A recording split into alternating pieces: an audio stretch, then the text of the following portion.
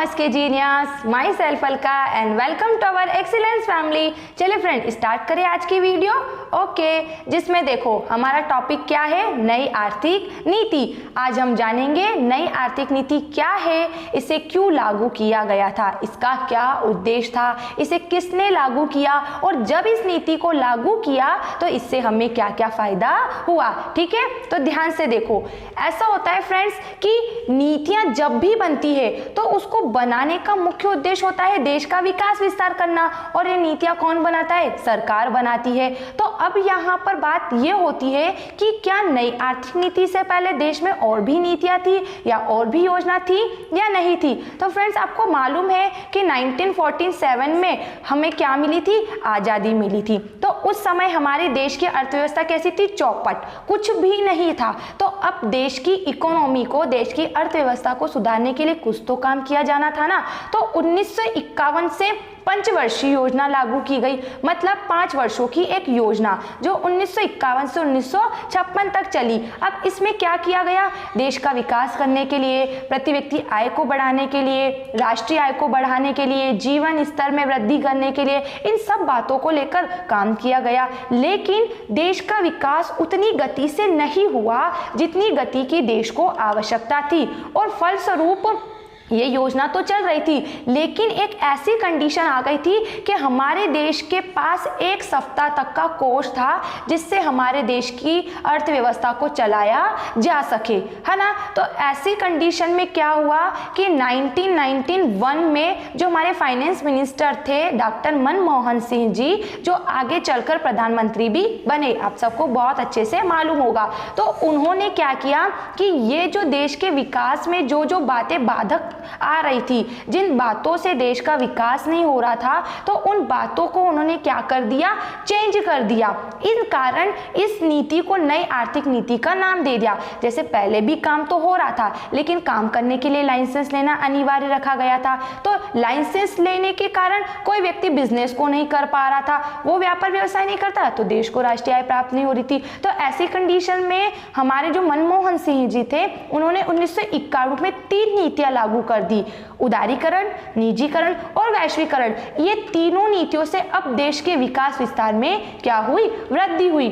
ठीक है, तो अब हम ये जानेंगे कि नई आर्थिक नीति का अच्छे से मीनिंग क्या होता है, या हम इसका क्या मीनिंग लिखेंगे जब एग्जाम में हमसे पूछ लिया जाता है। तो देखो, नई आर्थिक नीति का अर्थ देश की कमजोर अर्थव्यवस्था एवं औद्योगिक विकास की धीमी दर के कारण सरकार द्वारा जुलाई 1991 में अपनाई गई नीति से है, जो 3 प्रकार की थी। आ गई ना बात कि हमारे देश में विकास तो हो रहा था, लेकिन उस गति से नहीं हो रहा था जिस गति की देश को आवश्यकता थी। तो ऐसी कंडीशन में हमारे देश की अर्थव्यवस्था कमजोर हो रही थी, औद्योगिक विकास नहीं हो पा रहा था, क्योंकि उद्योगों के लिए लाइसेंस लेना अनिवार्य किया गया था, निजीकरण नहीं था, और तो और आयात निर्यात भी क्या थे, प्रतिबंध थे। तो देश के विकास में ये 3 बातें बाधक थी। तो 1991 में इन तीनों बातों पर वर्क किया गया, इन तीनों को सुधार दिया गया। आज भी प्रतिबंध तो है, लेकिन कुछ सीमा तक प्रतिबंध है। इस कारण इसको नई आर्थिक नीति का नाम दिया गया। किस नीति को,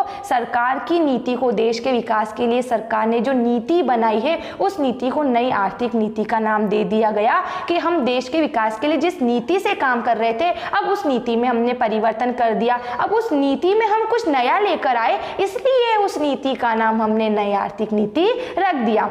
ठीक है, तो आया समझ में कि देश की कमजोर अर्थव्यवस्था एवं औद्योगिक विकास की गति को बढ़ाने के लिए सरकार द्वारा जो नई नीति बनाई गई है, जो नीति बनाई गई है, उसे नई आर्थिक नीति कहा जाता है। और देश के विकास के लिए सरकार ने ऐसी 3 नीतियां बनाई गई थी, सरकार द्वारा ऐसी 3 नीतियां बनाई गई थी, जो पहली थी उदारीकरण, दूसरी थी निजीकरण और तीसरी थी वैश्वीकरण। इसे LP और G के नाम से भी पूछा जाता है कि LPG का पूरा नाम क्या है।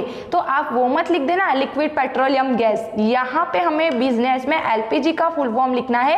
L मतलब लिबरलाइजेशन, P मतलब हो गया प्राइवेटलाइजेशन और G मतलब हो गया ग्लोबलाइजेशन। ठीक है फ्रेंड्स, तो उदारीकरण का मतलब है यहाँ पर कि जो लाइसेंस लेना अनिवार्य था हर एक उद्योग के लिए, अब उस उद्योग को लाइसेंस से क्या कर दिया, मुक्त कर दिया। उद्योग, व्यापार, व्यवसाय, इन सब से सरकार ने क्या किया, लाइसेंस मुक्ति दे दी, प्रतिबंध हटा दिए।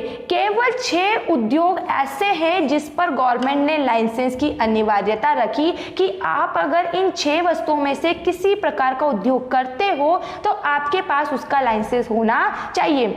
अब इन 6 उद्योगों में पहला है फ्रेंड अल्कोहल, सेकंड है सिगरेट, थर्ड है इसमें प्रतिरक्षा उपकरण, फोर्थ है औद्योगिक विस्फोट, फिफ्थ है इसमें खतरनाक रसायन एंड सिक्स्थ है इसमें फ्रेंड्स ड्रग्स फार्मास्यूटिकल्स। इन 6 प्रकार के अगर आप उद्योग करते हो तो आपको इसके लिए लाइसेंस लेना अनिवार्य है। तो उदारीकरण का मीनिंग समझ में आया कि 1991 में जो 3 नीतियां लागू की गई थी, उदारीकरण, निजीकरण, वैश्वीकरण, जिनसे देश के विकास की आशाएं बढ़ी है, तो उसमें उदारीकरण का मीनिंग निकलता है यहाँ पर कि अर्थव्यवस्था को लाइसेंस मुक्त करना।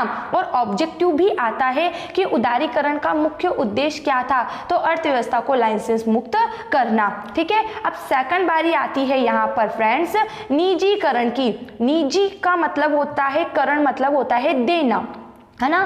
तो जब सार्वजनिक उपक्रम मतलब सरकार पहले अपने सारे काम करती थी, लेकिन अब सरकार ने अपने काम करने के लिए क्या किया, प्राइवेटलाइजेशन कर दिया, मतलब निजी क्षेत्रों को सहभागिता प्रदान की। अर्थात कहने का मतलब है जब सार्वजनिक उपक्रम है, सरकार का कोई भी काम है, कोई भी उपक्रम है, कोई भी उद्योग है, तो उसमें निजी क्षेत्र को काम करने की प्राथमिकता दे दी गई, तो उसे क्या बोला गया, निजीकरण। जैसे निजीकरण में आप एग्जाम्पल लो बिजली का, ठीक है, तो अब क्या करती है सरकार, क्या करती है, ऐसा टेंडर दे देती है कि 1 साल में मुझे इन क्षेत्रों में बिजली चाहिए और इस बिजली से मुझे आपसे 1 करोड़ रुपए या 2 करोड़ रुपए चाहिए। अब आप कैसे भी इसमें काम करो, तो वो निजीकरण वाला व्यक्ति क्या करता है, उसको 1 या 2 करोड़ रुपए सरकार को देना है और बाकी का जो भी होता है वो क्या हो जाता है उसका। तो कुल मिला के है गवर्नमेंट के काम का प्राइवेटलाइजेशन कर देना कि एक टेंडर या ठेके से निजी व्यक्तियों को गवर्नमेंट के काम करने के लिए बोल देना और जो करवाना है उस तरीके से करवाओ और उन पे अपना पैसा भी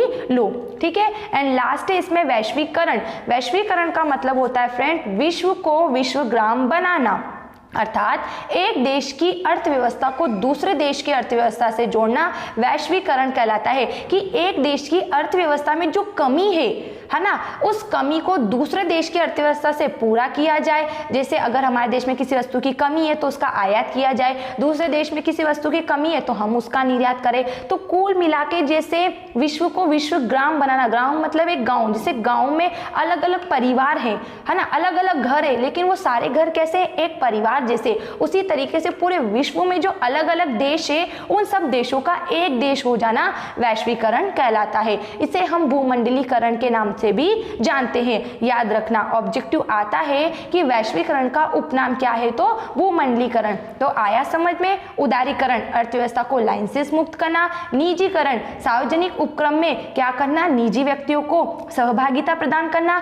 और वैश्वीकरण विश्व की अर्थव्यवस्था को सुधारने के लिए दूसरी अर्थव्यवस्था से उसे जोड़ना, ही हो गया वैश्वीकरण। ठीक है फ्रेंड्स, अब आगे पढ़ते हैं। आगे हम पढ़ेंगे नई आर्थिक नीति के उद्देश्य और विशेषता कि नई आर्थिक नीति लागू करने का उद्देश्य क्या रहा। आपको अब तक तो समझ में आ गया होगा ना कि देश का विकास करना, जो देश में जो कमियां थी उन कमियों को दूर करना। लेकिन अब हम क्या करेंगे, एग्जाम में भी तो हमें लिखना होगा ना, केवल समझना जरूरी नहीं है, जो हमें समझ में आया उसको हम कैसे प्रेजेंट करें वो बात भी तो इम्पोर्टेंट होती है ना। तो हम कुछ लाइन से समझ लेते हैं कि एग्जाम में हम उस बात को कैसे लिखेंगे।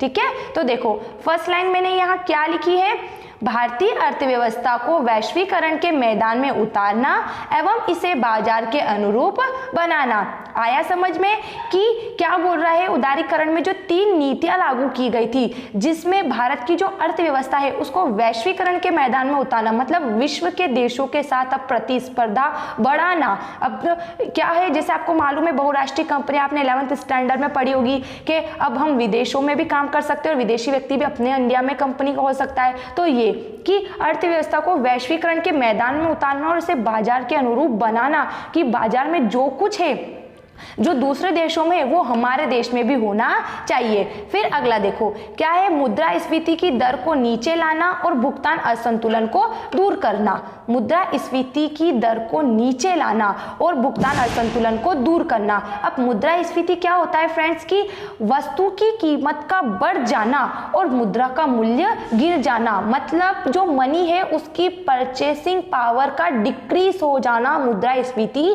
कहलाता है। वस्तुओं की कीमतों का बढ़ना और मुद्रा का मूल्य गिरना, इसे बोला जाता है मुद्रास्फीति। एग्जाम्पल से समझो, जैसे आज एक मोबाइल फोन है, ठीक है, ये मोबाइल फोन है, ये पहले था 5,000 रुपए का, ठीक है, और आज ये हो गया है 10,000 रुपए। तो आज इस 5,000 की चीज का अपन 10,000 दे रहे, मतलब क्या कर रहे हैं 5,000 और ज्यादा दे रहे, मतलब मुद्रा का मूल्य क्या हो गया, गिर गया। तो इसे बोला जाता है मुद्रास्फीति। तो आज वस्तु महंगी क्यों हो गई है, आज वस्तु का हमें डबल मूल्य क्यों देना पड़ रहा है, इस बात का बैलेंस बना के रखना। और भुगतान असंतुलन, भुगतान असंतुलन BOP बैलेंस ऑफ पेमेंट, इसका मतलब होता है कि भुगतान संतुलन जब क्या होता है कि दो देशों के बीच जो आयात निर्यात होते हैं, जो लेन देन होते हैं, उसे अपन भुगतान संतुलन कहते हैं। तो हमारा देश संतुलन की स्थिति में कब होगा, जब आयात कम होंगे और निर्यात अधिक होंगे, तो हम संतुलन की स्थिति में रहेंगे। लेकिन जैसे क्या हो गया, निर्यात क्या हो गया हमारा कम और आयात क्या हो गया, अधिक हो गया, तो ऐसी कंडीशन में हमारा भुगतान संतुलन क्या हो जाएगा, असंतुलित, क्योंकि आयात किया है तो हमें भुगतान भी तो करना पड़ेगा, पैसा भी तो देना पड़ेगा। तो कुल मिला के यहाँ बात की गई है कि आप जिस वस्तु का आयात कर रहे हो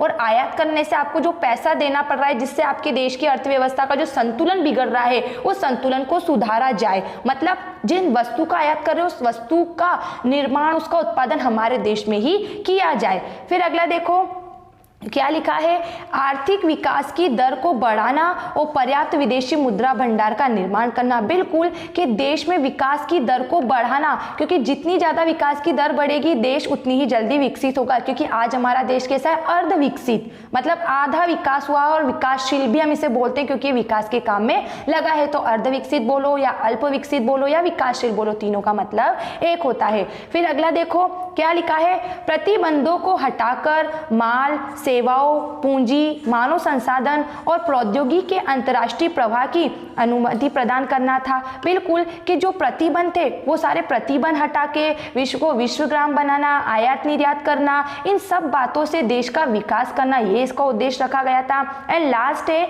अर्थव्यवस्था के सभी क्षेत्रों में निजी कंपनियों की भागीदारी बढ़ाना। बिल्कुल सरकार के जो भी काम थे उसमें निजी क्षेत्र को सहभागिता प्रदान करना या उन्हें भी काम करने के अवसर देना। तो फ्रेंड्स कुछ इस तरीके से हमने जाना नई आर्थिक नीति क्या है, इसका नाम नई आर्थिक नीति क्यों रखा गया, कौन सी 3 नीतियां लागू की गई थी और इन 3 नीतियों के लागू करने से हमें क्या क्या फायदा हुआ और क्या इसके उद्देश्य रखे गए थे। अब अगर आपको किसी भी पॉइंट्स में कोई डाउट होता है तो आप मुझे बिल्कुल कमेंट्स बॉक्स में लिख कर बताइएगा। Thanks for watching this video, bye bye.